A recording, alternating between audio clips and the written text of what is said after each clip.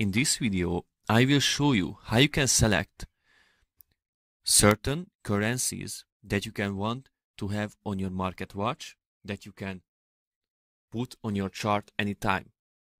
Many traders ask me how to do it, so now I will show it.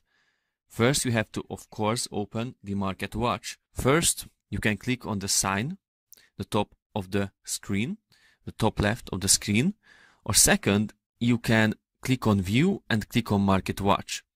It is very easy actually, and it is a great advantage if you know how to select certain currencies that you want to watch, because if you have too much on your market watch, you will be confused.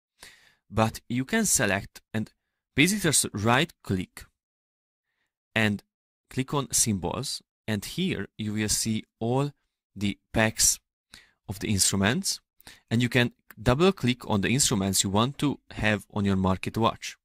So I just want these and a few cryptos and metals, and you just double click on those that you want and they will show up on your market watch, and you don't have to search for them anymore.